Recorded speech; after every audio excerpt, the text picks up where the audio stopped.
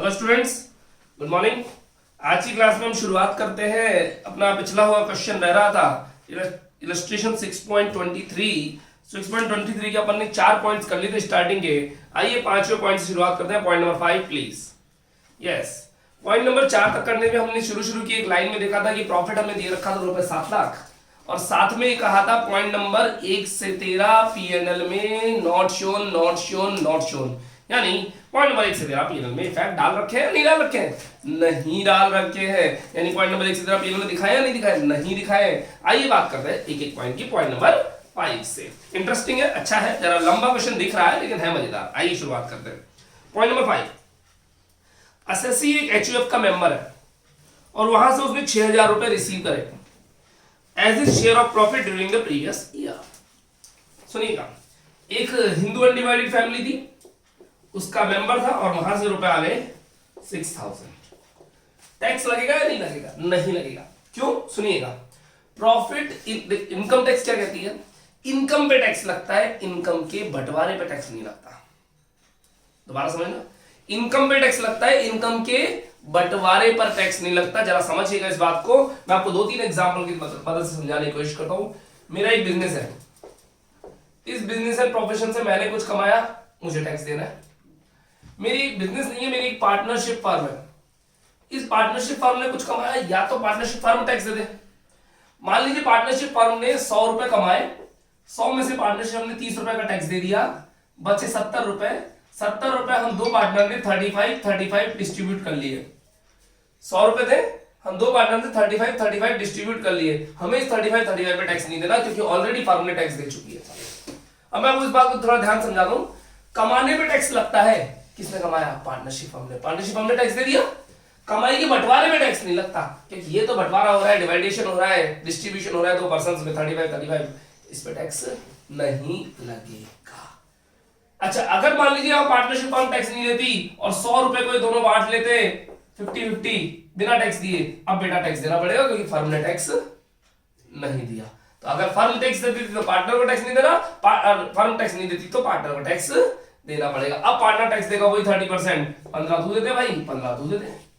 अपने आप 35 बच जाएगा।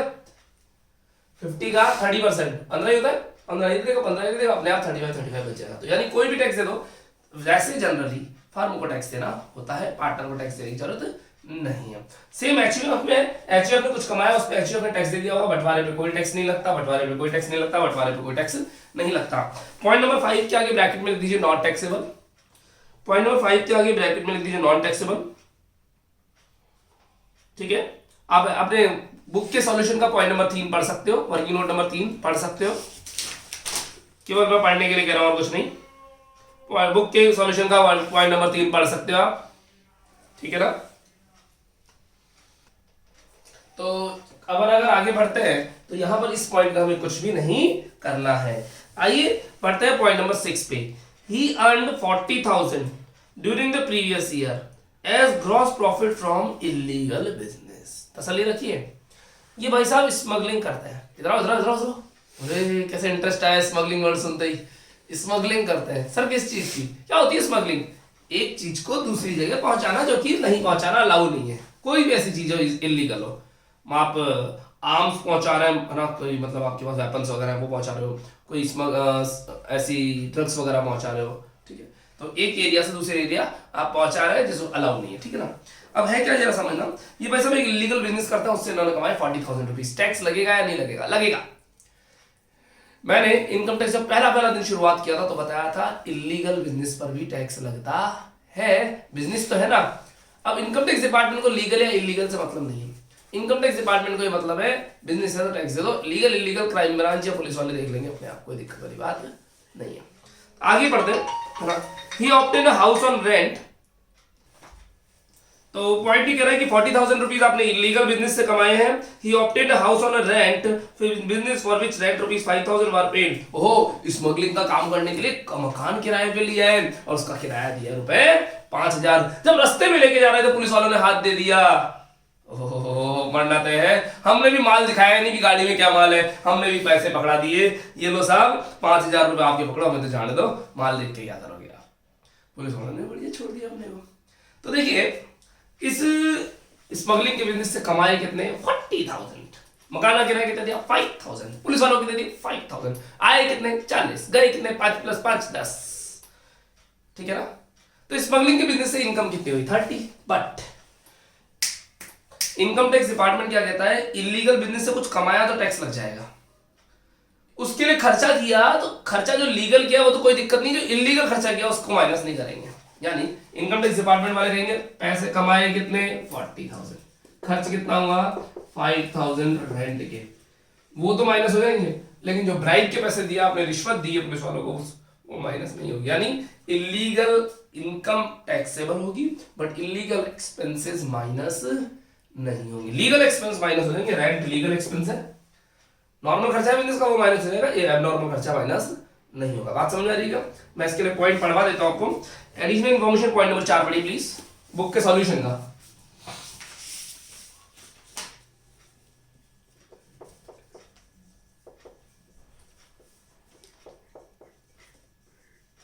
पढ़ लिया? साफ साफ लिखा हुआ आपने?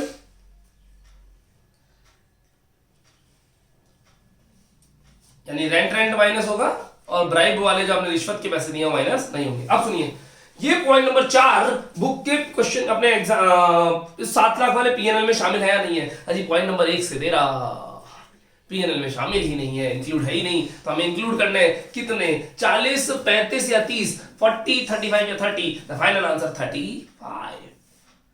समझ में आ गई? 35,000 की इनकम बिजनेस में इंक्लूड नहीं है, इंक्लूड कर लो। एड इलीगल इनकम कितनी 40 - 5 काई के रेंट के, तो यहां आ गया 35 और इनकम आती है तो ऐड होती है 35,000 अपन ने जोड़ लिए है।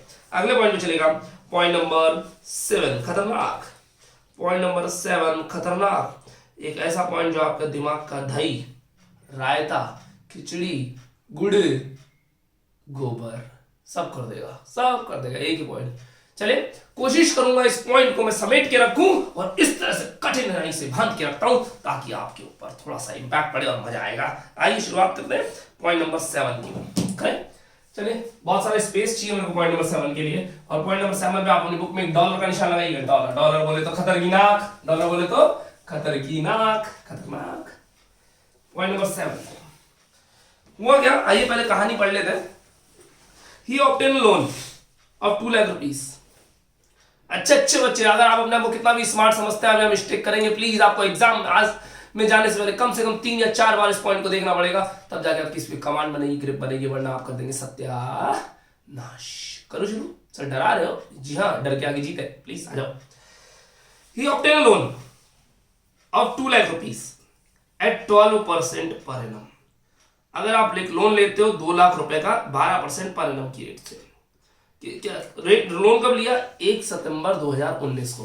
फोकस करिएगा, आपका प्रीवियस ईयर कौन सा है 1920, और 1920 पूरे साल नहीं रखा लोन लिया ही कब है 1 सितंबर 2019 को, ठीक है ना। आगे बढ़िएगा।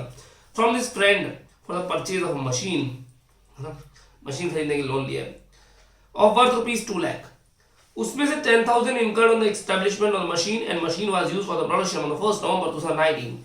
10,000 मशीन के एस्टैब्लिशमेंट में खर्च कर दिया, मशीन को प्रोडक्शन में यूज में लिया 1 नवंबर 2019 से। Interest on his loan was outstanding till the last date of the filing return.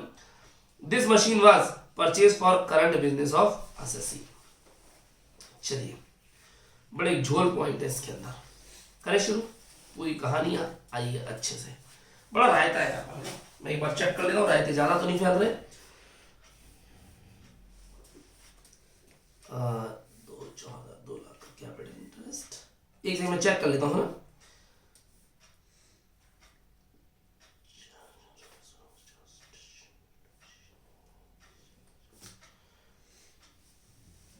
ठीक है, 2 चीजें बच्चे यहां पर इस पूरे पॉइंट में जो आपको परेशान करेगी। एक तो लोन लिया है तो लोन पे क्या लगेगा इंटरेस्ट, तो इंटरेस्ट की कैलकुलेशन करनी है, और मशीन लिया तो मशीन पे क्या लगेगा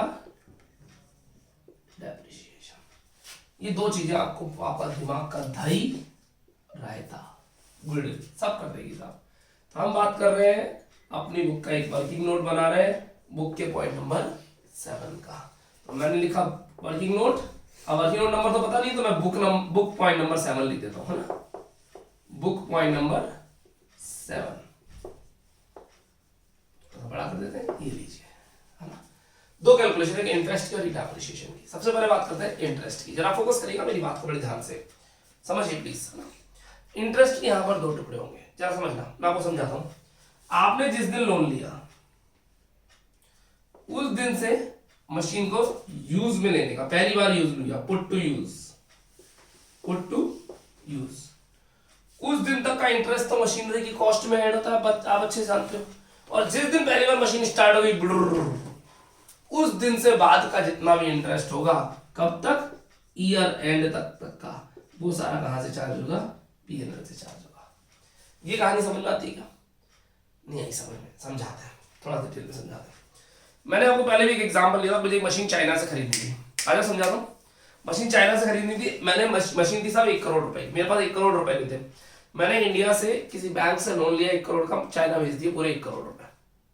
चाइना वाले का मशीन आने में 6 महीने लगेंगे, मशीन बनेगी, ट्रांसपोर्ट होगी, आएगी, इंस्टॉल होगी और स्टार्ट होगी, तो इसमें लगेगा आपको लगभग 6 महीने का पीरियड। 1 करोड़ रुपए उन्होंने आज ले लिया, मशीन कब स्टार्ट होगी, 6 महीने बाद। तो जो लोन लिया है ब्याज तो उसी दिन से चालू हो जाएगा। मशीन पहली बार पुट टू यूज होगी 6 महीने बाद, तो ये 6 महीने का जो ब्याज है ये मशीनरी की कॉस्ट में ऐड होगा। और जब मशीन पहली बार स्टार्ट हो गई उसके बाद लोन तो चल रहा है, तो साल के एंड तक का बाकी ब्याज आपके पीएनएल से चार्ज होगा। तो ये वाला इंटरेस्ट कहाँ जाएगा, पीएनएल में जाएगा, है ना।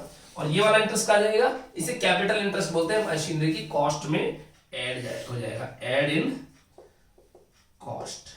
क्या ये बात समझ में आ रही है क्या भाई? आपका ब्याज तो लोन लेने की डेट से चालू हो जाता है।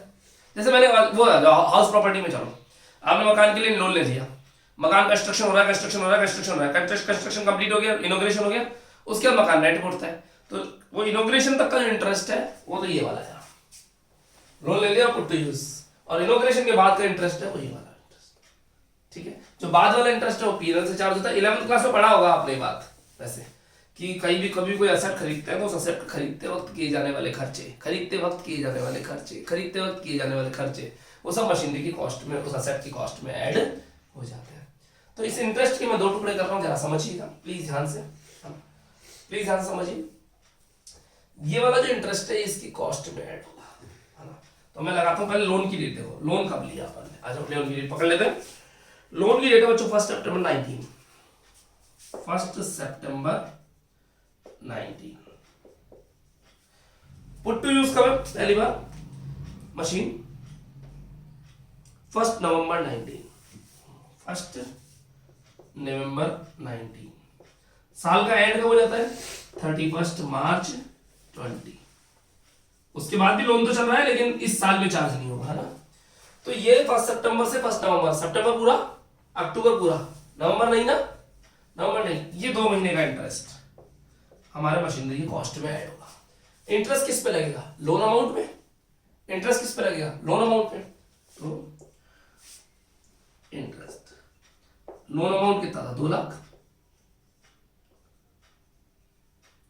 इंटू इंटरेस्ट की रेट क्या दी उनके, बताओ क्वेश्चन की पहली लाइन, क्वेश्चन की पहली लाइन में 12%, 12%, तो 12/100 कितने महीने का, 2 महीने का, 2/12, 12 से 12 कट गया, 100 से 100 कट गया, 2000 इंटू 2 रुपए 4000।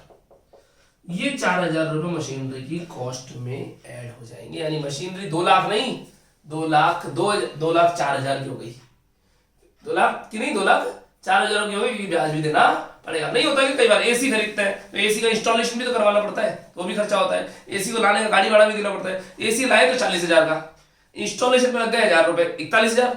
उसके लिए स्टैंड खरीदा, जो आउटडोर यूनिट लगेगी, 500 रुपए का वो आ गया, और 500 रुपए भाड़ा दे दिया आने का, तो एसी बढ़ गया 40 प्लस 1000 प्लस 500 प्लस 500, 42,000 का। वही बात मैं यहाँ कर रहा हूँ, मशीन खरीदी 2 लाख की और ब्याज लग गया 4000, तो 2 लाख 4000 प्लस अभी इंस्टॉलेशन और 10,000 का क्वेश्चन देख लो, तो मशीन कितने की पड़ गई, 2,14,000 की, ठीक है। और यहां से यहां तक का जो इंटरेस्ट है ये पीएनएल से चार्ज होगा, कितना देख लेते हैं।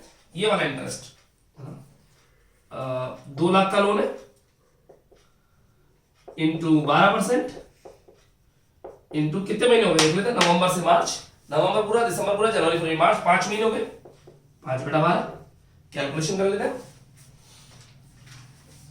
2 लाख का 12% इंटू 5/12 रुपए 10,000, 10,000 रुपीज ये पीएनएल में चले जाएंगे। अभी करूंगा मैं सबका ट्रीटमेंट, चिंता ना करें प्लीज, है ना। मैं एक बार चेक कर लेता हूँ एवरीथिंग विल बी फाइन और not. Yes it's fine, it's fine, it's fine, कोई दिक्कत है तक। तो पीएनएल में कितना इंटरेस्ट आना चाहिए, सीधी बात करो, 4,000, 10,000 या 14,000? Final reply 10,000। तो पीएनएल में आपने इंटरेस्ट लिखा नहीं क्योंकि पॉइंट नंबर 1 से 13 कहीं लिखे हुए ही नहीं है, तो पीएनएल में ले आता है खर्चा आ रहा है, तो लेस खर्चा आ रहा है, less interest on loan after put to use. और मैं वो बताना भी चाहूंगा, जब हमने नोट्स लिखे थे तो ये पॉइंट लिखा भी था नोट्स में, याद दिलाऊंगा। इंटरेस्ट ऑन लोन एक्सपेंडिचर बताया था मैंने, अगर असेट पुट टू यूज से पहले का तो असेट की कॉस्ट में ऐड हो जाता है और पुट टू यूज के बाद का पीएनएल से चार्ज हो जाता है। नोट्स लिखा है, नोट्स में था, याद नहीं आ रहा, एक काम करो वीडियो पॉज करके अभी कभी पेज पलटो और वो जो 4 लिस्ट थी उसके बाद जब मैंने सम अदर आइटम्स लिखवाना शुरू किया था उसके अंदर लिखा है इंटरेस्ट एक्सपेंस और वहां पे लिखा हुआ है पुट टू यूज से पहले का असेट की कॉस्ट में ऐड हो जाएगा, अभी करूंगा, और पुट टू यूज के बाद का पीएनएल से चार्ज हो जाएगा। तो आप interest on loan after put to use रुपए 10,000 ये खर्चा आ रहा है, लेस होगा, कर दिया लेस। अब डेप्रिसिएशन की बात भी आपको हाथों हाथ ही करनी पड़ेगी, डेप्रिसिएशन की बात भी आपको हाथों हाथ ही करनी पड़ेगी वरना आप कंफ्यूज हो जाओगे। चलिए मशीनरी का डेप्रिसिएशन हाथों हाथ लगा लेते हैं।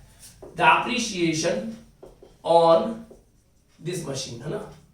तो सबसे पहले डेप्रिसिएशन लगाने से पहले आपको पता होनी चाहिए बच्चों मशीनरी की कॉस्ट, क्या पता होनी चाहिए, मशीनरी की कॉस्ट। तो मैं कॉस्ट निकाल लेता हूं मशीनरी की।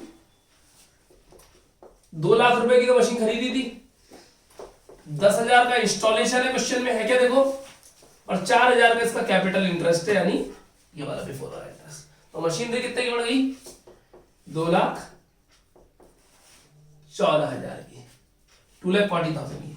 बच्चों डेप्रिसिएशन कॉस्ट पे लगता है, जबकि इन ये बहुत खिचड़ी हो रही है, अब हो रही है खिचड़ी या क्लियर हो रहा है भाई। मैंने अगर आप इसको थोड़ा जूम कर लोगे तो आपको समझ में आएगा। ये पूरी पिक्चर थी, इस पिक्चर के अंदर ये एक डेट आई, ये एक डेट आई और ये एक डेट आई। अब नहीं होगी खिचड़ी, अब नहीं होगी खिचड़ी, अब बिल्कुल क्लियर हो गया, हो गया क्लियर। 3 बोले बना दी, है ना, हो गया। ये 2 महीने की कहानी, ये लो, ये 2 महीने में यहाँ लिख देता हूँ और ये 5 महीने में यहाँ लिख देता हूँ। ये लो, अब और खिचड़ी खत्म हो गई, ये लीजिए, परफेक्ट है।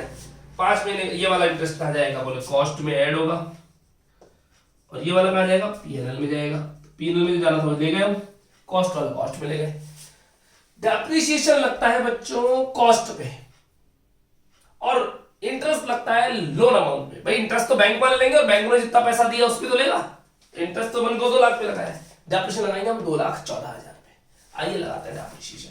डेप्रिसिएशन 2 टाइप का रहेगा, एक तो normal depreciation, plant and machinery है 2,14,000 का, प्लांट एंड मशीनरी में 15% डेप्रिसिएशन लगता है, 15%। अब ये पुट टू यूज कब करिए आपने, 1 नवंबर को पुट टू यूज। जब पुट टू यूज 1 नवंबर को करिए तो डेप्रिसिएशन पूरा या आधा 3 अक्टूबर के बाद आधा लगता है तो हाफ कर दिया। तो पर कैलकुलेशन कर लेते हैं डेप्रिसिएशन कितना आ रहा है, 2,14,000 का 15% का आ रहा है 16,050, 16,050। इसको बॉक्स में करते अलग कर लेते हैं, अब इसको अच्छे से लिख लेते हैं 16,050। एक एडिशनल डेप्रिसिएशन मिलेगा, प्लांट एंड मशीनरी अगर हम नहीं खरीदते तो उसमें 20% एडिशनल डेप्रिसिएशन मिलता है।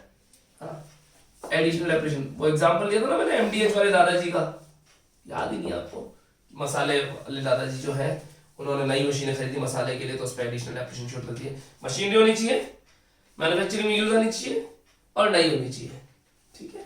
2,14,000 का परसेंटेज 20%, और ये भी हाफ होगा क्योंकि ऊपर वाला हाफ है। ये हो गया अपना रुपए 21,400, 21,400।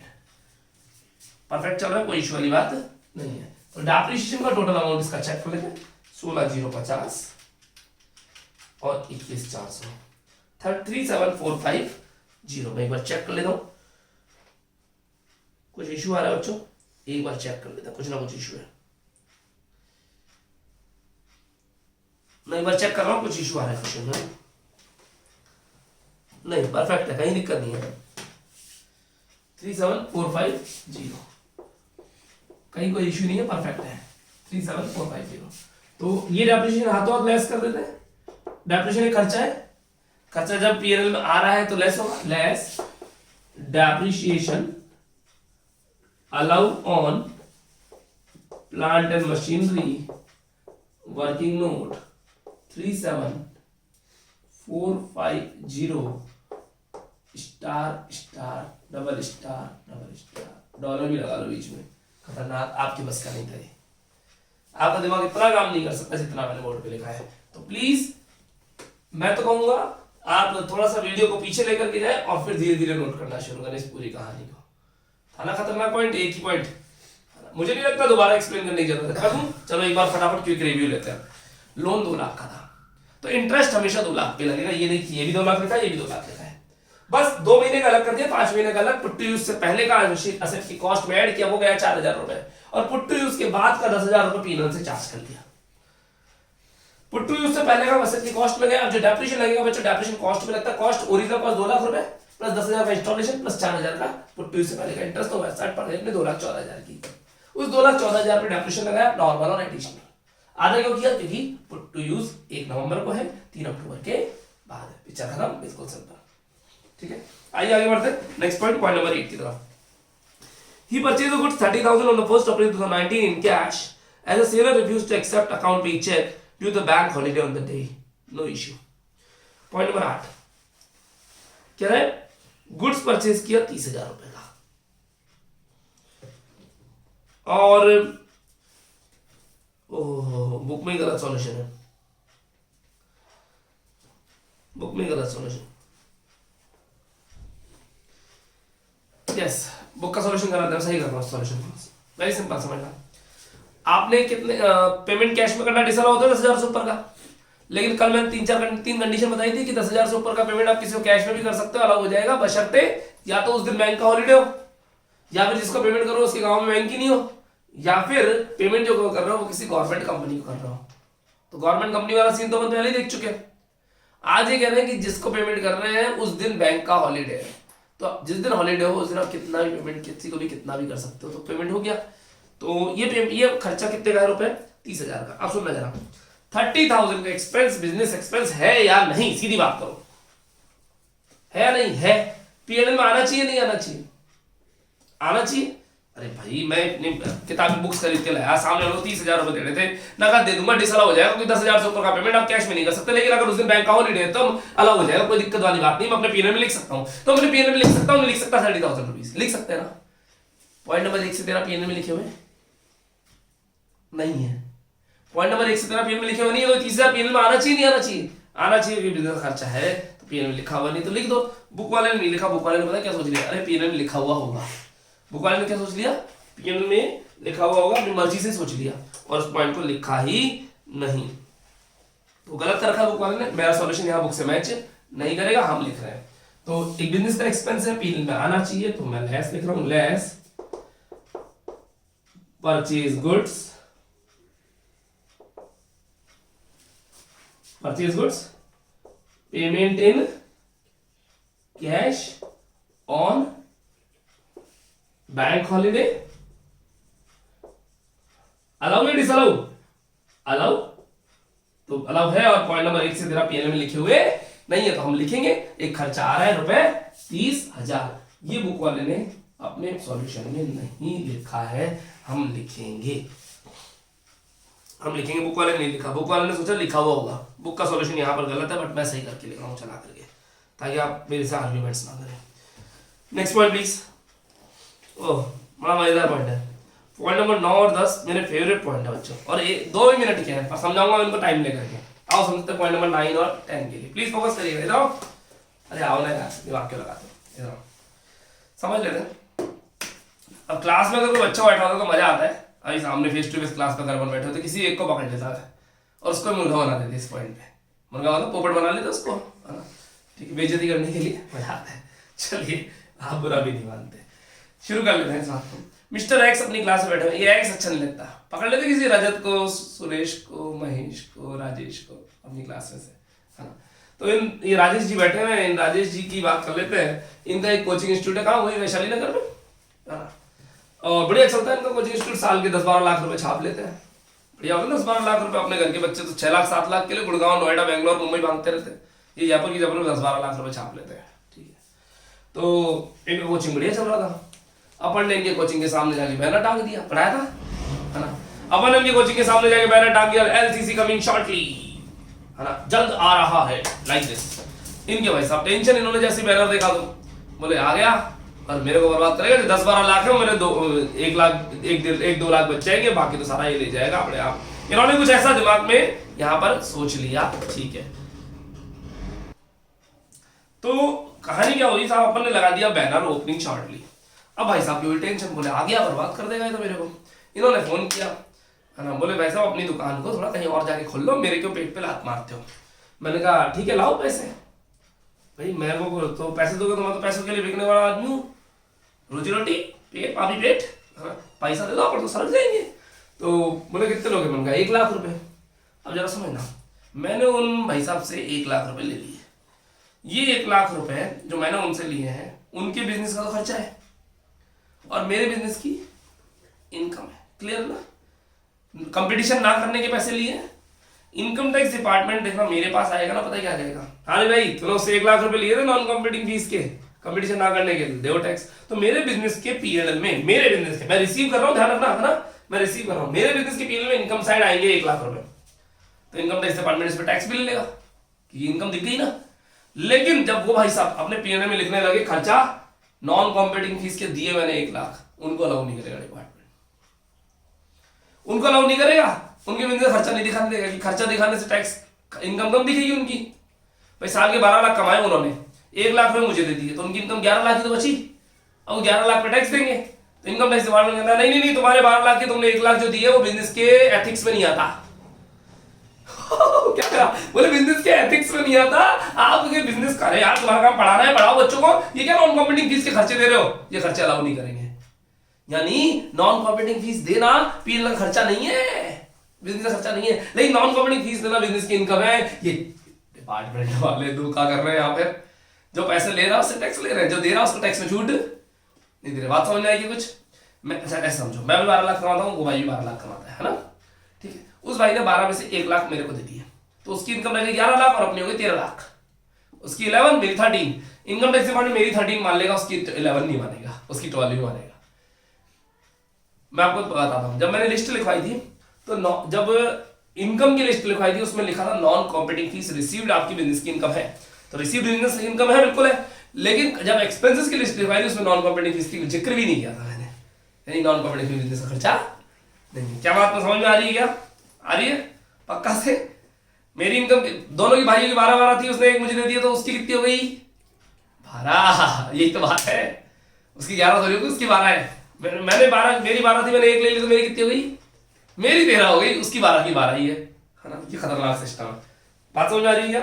अब ये 2 पॉइंट आप आराम से पॉइंट नंबर 9 और 10 एक साथ पढ़ लो अपनी बुक के। एक काम करो, पॉइंट नंबर 9 में पेड वर्ड अंडरलाइन करो, कहीं लिखा हो पेड ₹20,000, और पॉइंट नंबर 10 में रिसीव्ड वर्ड अंडरलाइन करो, रिसीव्ड। पॉइंट नंबर 9 और 10 कोई एक केस नहीं है, अलग अलग केस है, इंडिपेंडेंट केस है, आपस में कोई लेना देना नहीं। पढ़िए प्लीज पॉइंट नंबर 9 और 10 एक साथ, पॉइंट नंबर 9 और 10 एक साथ पढ़िए प्लीज। 2 इंडिपेंडेंट केसेस है, आपस में कोई लेना देना नहीं है दोनों पॉइंट्स का।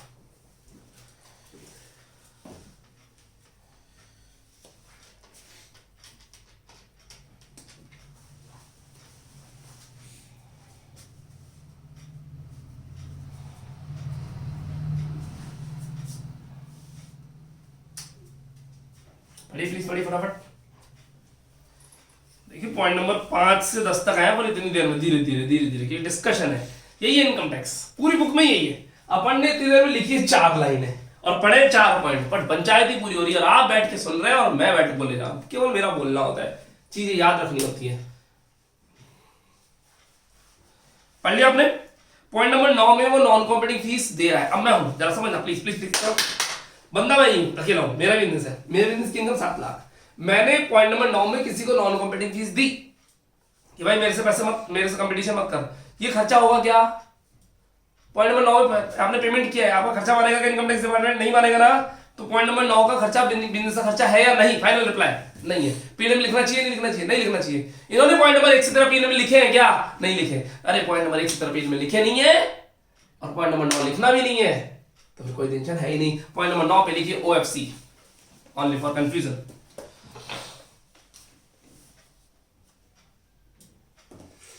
ठीक है, पॉइंट नंबर 10 पे आइएगा। पॉइंट नंबर 10 पे आइएगा। नॉन कॉम्पिटिंग फीस रिसीव करिए इन्होंने। अब मैंने किसी से नॉन कॉम्पिटिंग फीस ले ली तो वो मेरी इनकम मान लिया जाएगा, तो वो मेरे पीएनएल में आना चाहिए आना चाहिए आना चाहिए आना चाहिए। पर ये पॉइंट नंबर 1 से तेरा पीएनएल में लिखी नहीं तो लिख लो। तो इनकम आ रही है, ऐड करेंगे। इनकम आ रही है, ऐड करेंगे। नॉन कॉम्पिटिंग फी रिसीव्ड ₹30,000 पैसा आ रहा है। पिक्चर क्लियर है क्या? पैसा दिया तो माइनस नहीं किया, लिया तो टैक्स लगा लिया। बेटे शान है।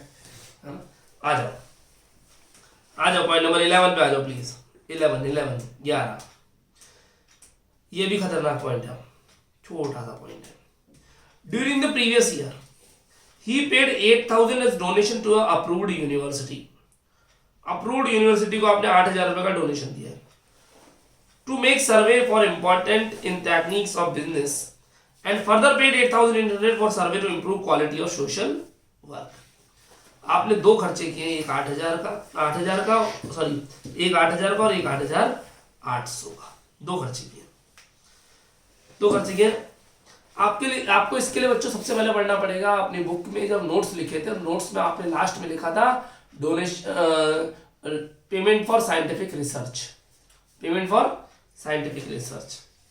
ठीक है, तो प्लीज एक काम करिए आप, सबसे पहले तो ये साइंटिफिक रिसर्च है पूरा अमाउंट, नाम डोनेशन बोला पर अप्रूव्ड यूनिवर्सिटी को दे रहे हैं आप, रिसर्च वगैरह के लिए दे रहे हैं, सर्वे वगैरह के लिए दे रहे हैं। एक काम करिए सबसे पहले अपने जाके वो पॉइंट्स पढ़ के आइए, जाकर जहाँ नोट्स लिखवाए थे इसके, मैंने जल्दी जाइए कहाँ लिखवाए थे, बिल्कुल नोट्स का सबसे लास्ट एरिया, नोट्स का सबसे लास्ट पेज से थोड़ा सा पहले, वो टी कॉफी रबड़ की टेबल बनाई थी उससे ठीक पहले। आप अगर अपनी लैबोरेटरी में रेवेन्यू खर्च करते हो तो 100% अलाउ, कैपिटल खर्च करते हो 100% अलाउ, किसी कंपनी को देते हो 100% अलाउ, साइंटिफिक रिसर्च एसोसिएशन को देते हो, सोशल साइंस और स्टैटिस्टिक्स के लिए 100% अलाउ, इसके अलावा रीजन से देते हो 150% और आईआईटी और नेशनल लैबोरेटरी को देते हो तो 150%, यानी सब जगह 100% है, केवल लास्ट वाले दो को छोड़ करके। ठीक है, अब इसमें ना अगर रिसर्च आपने सोशल साइंस और स्टैट्स के लिए दिया तो 100% और बाकी रीजन से दिया तो 150%। अब आइए पॉइंट, पहला पॉइंट बोल रहे हैं सब आपने 8,000 रुपए दिए सामने वाले को, किसको, किसी यूनिवर्सिटी को, तो ये आपकी उस लिस्ट में नीचे से दूसरा पॉइंट हो गया कि आपने साइंटिफिक रिसर्च एसोसिएशन यूनिवर्सिटी को दिए हैं, तो अलाउ कितना होना चाहिए, इधर आओ 150%, 150%। और 150% का मतलब क्या बताया था मैंने जब नोट्स लिखवाए थे, क्या बताया था कि अगर आप किसी को 1 लाख रुपए दे रहे हो तो आप पीने में लिखोगे 1.5 लाख, खर्चा किया 1 लाख, पीने में लिखोगे 1.5 लाख, 150%, ये तो होता है। तो आपने 8,000 रुपए दिए तो ये खर्चा मैं यहाँ पे लिख रहा हूँ, ये खर्चे पॉइंट नंबर 1 से 13 पीने में लिखे हुए नहीं है तो आप लिख लेते हैं, एक्सपेंस आ रहा है, लेस करेंगे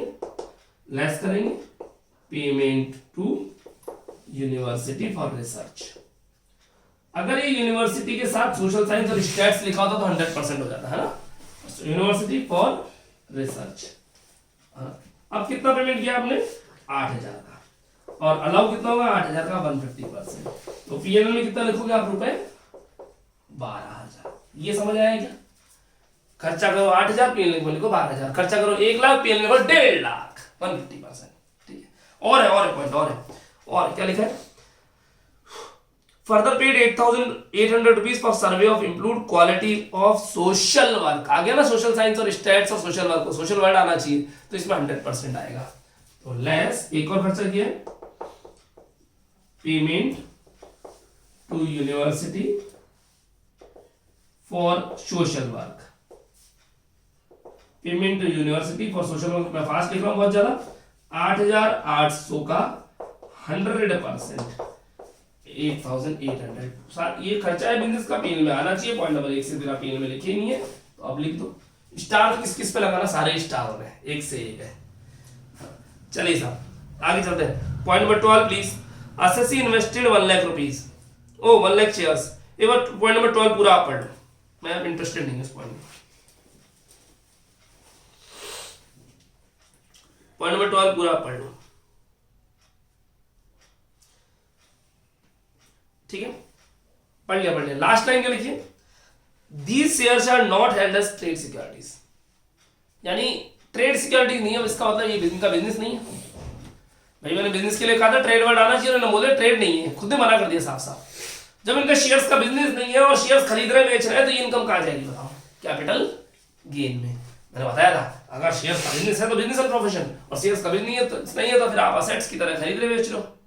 अरे भाई मेरे सोफे की दुकान है तो मेरे सोफे बेचना बिजनेस हो गया ना? नहीं, सोफे की दुकान नहीं, मेरे कपड़े की दुकान है मेरा, है ना, और फिर मैं सोफा बेच दूं, कंप्यूटर बेच दूं, टेबल बेच दूं, तो फिर वो कैपिटल गेन होगा। तो ये पूरा पॉइंट कैपिटल गेन का है, यहाँ नहीं आएगा। और पॉइंट नंबर 1 से फिर आप में लिखे हुए नहीं है, ना लिखे हुए हैं ना लिखने हैं, तो कुछ नहीं करना। पॉइंट नंबर 12 के आगे ब्रैकेट में लिख दीजिए capital gain OFC, capital gain OFC, capital gain OFC. OFC बोले तो only for confusion, capital gain OFC अभी लिख लेता हूं। चलिए लिख दिया, ठीक है। पॉइंट नंबर 13 लास्ट पॉइंट, आइए लेके चलते हैं। ये पॉइंट भी बच्चों का, अच्छे बच्चों का दिमाग खराब करता है। पॉइंट नंबर 13वां पॉइंट लेकर के चल रहे हैं। एक बार मैं हल्का सा देख लेता हूं उस पॉइंट को, कोई इशू तो नहीं है इसमें, कोई इशू नहीं। SSC converted stock costing 70,000 into a capital assets on the 1/10/2019. On the date of conversion, the fair market value 1,20,000 rupees. This converted stock is sold on the 12th February 1,80,000. Its total profit 1,10,000 included in the profit. ओह, बड़ा issue आ गया। एक minute मैं check करके बता रहा हूँ आपको, कहीं इशू आ रहा है क्या?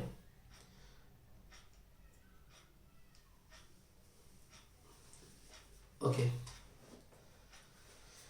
एक सेकंड बताता हूं ना। स्टॉक को घर ले आएंगे, मैं वापस पढ़ूंगा point. SSC converted stock costing into capital asset. ओहो, ठीक है। आइए समझाता हूं पूरी कहानी को। वैसे इस टाइप का एक टॉपिक कैपिटल गेन यानी अगले चैप्टर में आएगा, लेकिन अभी समझा देता हूं। बिल्कुल सिंपल सी कहानी, कॉमन सेंस लगाना है। कॉमन सेंस है ना आप में, थोड़ा सा तो होगा। आ जाओ, जरा समझना प्लीज बात को, फोकस प्लीज। मेरी खुद की एक फर्नीचर और सोफे की दुकान है, ठीक है। मुझे मेरे घर में सोफा खरीदना है, पड़ोसी की दुकान से खरीदूं, खुद की दुकान से खरीदूं? पड़ोसी की दुकान से खरीदूं या खुद की दुकान से खरीदूं? अजी खुद की दुकान से ले आएंगे, पड़ोसी से क्यों लाएंगे? खुद की दुकान से सोफा उठा लाए अपने घर में, पैसे लगे नहीं लगे? लगेंगे। अरे भाई सब बिजनेस सेपरेट एंटिटी होता है, बिजनेस में पैसे डालने पड़ेंगे नहीं डालने पड़ेंगे? नहीं तो ऐसा तो सारा बिजनेस उठा के घर में ले आओ, घर में शादी है, सबको सोफे बांट दो गिफ्ट में, लेडी संगीत में, ऐसी बातें करते हो। तो सोफा तो लगेगा। आइए 2 मिनट में क्लियर करता हूं। मेरी दुकान में जब वो सोफा पड़ा था तो क्या कहलाता था? स्टॉक। और जब उस सोफे को मैं अपने घर ले आया तो वो बन गया मेरी कैपिटल असेट। क्या बन गया? Capital asset. असेट को कैपिटल असेट बोलते हैं। कैपिटल असेट यानी घर की असेट बन गया। तो सोफा दुकान में पड़ा था जब था स्टॉक, और घर आ गया। थोड़े दिन बाद ये सोफा पसंद नहीं आया, इस सोफे को हमने बेच दिया, सेल कर दिया, है ना? सेल कर दिया। मैं आपसे पूछ रहा था सोफा दुकान से बिका या घर से? सोफा दुकान से बिका या घर से? घर से। दुकान से नहीं बिका। अगर दुकान से बिकता तो बोलते बिजनेस का इनकम, बिजनेस एंड प्रोफेशन, और घर से बिका है तो फिर कैपिटल गेन की इनकम होगी। कि घर से बिका, अरे ऐसा समझो ना, जब ये सोफा बिका उस टाइम स्टॉक था या कैपिटल असेट था? कैपिटल। अगर दुकान से बिकता तो स्टॉक बोलते, तो बिजनेस एंड प्रोफेशन की इनकम होती, ठीक है। और घर से बिका तो ये हो गया कैपिटल गेन। तो मैं आपको बोलना चाहूंगा, यहां से यहां जब बिका है तो हुआ है बिजनेस एंड प्रोफेशन। दुकान का माल है घर में, कहीं भी जाए क्या फर्क पड़ता है? और यहां से यहां जब बिका है तब क्या हुआ बच्चों? Capital gain. असेट्स बिकती है तो कैपिटल गेन, और स्टॉक बिकता है तो बिजनेस एंड प्रोफेशन। है वही सोफा, ठीक है। और बिक कहां से रहा है डिपेंड करता है। अब आइए पढ़ते हैं पूरा पॉइंट। आओ। SSC converted stock costing 70,000 into the capital asset on 1/10/19. On the day of the conversion, the fair market value 1,20,000 रुपए। तो जिस दिन यहां था उस दिन कितने का था? 70,000 का। जिस दिन कन्वर्ट किया उस दिन कितने का था? 1,20,000 का। ठीक है, आगे बढ़ते हैं। मैं खरीदा, मैंने 70 का था, घर पे ले गया। जिस दिन घर के ले गया उस दिन इसकी मार्केट वैल्यू थी 1,20,000। ठीक है, the converted stock sold on 12 फरवरी 2020 1,80,000 का, और जिस दिन बेच दिया अपन ने उसको उस दिन बेच दिया 1,80,000। जिन्हें सोफे से समझ में नहीं आता वो पूरा एग्जांपल में चेंज कर देता हूं एक बार के लिए। आइएगा प्लीज, थोड़ा ध्यान से देखिएगा इस बात को।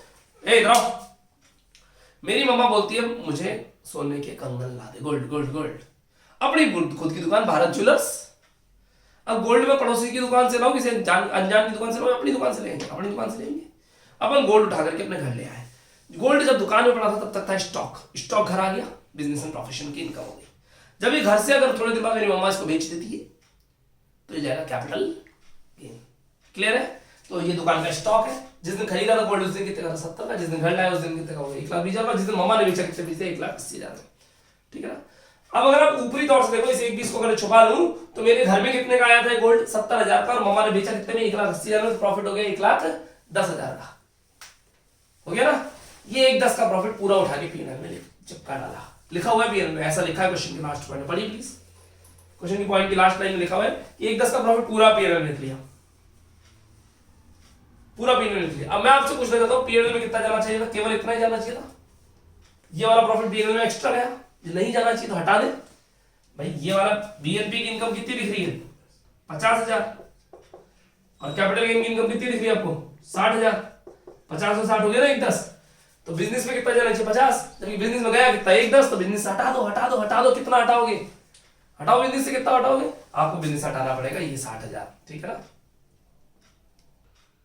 तो ये जो 60,000 की इनकम है ये पीएनएल में नहीं जानी चाहिए थी, और क्वेश्चन कह रहा है कि पीएनएल में हमने पूरे उठा के 1,10 चिपका दिया, हटाओ इस 60,000 को। तो हटा देते हैं। तो मैंने लेस किया। एक मिनट, इनकम पीएनएल से हट रही है, लेस होगी, है ना? क्लैरिफाई करना जरूरी। लेस, है ना? Income wrongly charged from PNL. Income wrongly, मेरे पास स्पेस नहीं है, मैं ऐसे लिखा हूं, चार्ज फ्रॉम पीएनएल। कितनी? रुपए 60,000। Done done done done. बच्चों क्वेश्चन के सारे पॉइंट खत्म हो चुके हैं। डेप्रिसिएशन की अगर बात करें इस क्वेश्चन के अंदर तो मुझे कोई पॉइंट नजर नहीं आ रहा। एक ही असेट थी मेरे पास,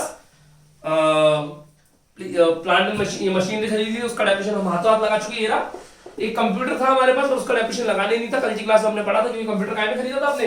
कैश में खरीदा था 30,000 वाला कंप्यूटर, तो उसका डेप्रिसिएशन लगाना नहीं था। बाकी और कोई डेप्रिसिएशन मुझे नजर नहीं आ रहा। मैं एक बार कैलकुलेशन कर लेता हूं। मेरा आंसर बुक के आंसर से मैच नहीं होगा। बताओ क्यों नहीं होगा?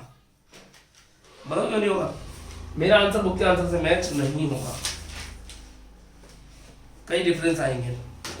चलिए एक बार मैं अपना आंसर तो निकालता हूं क्या आ रहा है, फिर उसके बाद बात करेंगे। हाँ, कारण एक तो इसलिए मैच नहीं होगा क्योंकि हमने परचेज गुड्स वाली एंट्री बुक वाले ने नहीं कर रखी और हमने करी है। 7 लाख प्लस 20, 30, 30, 60, 95 प्लस 95,000, है ना?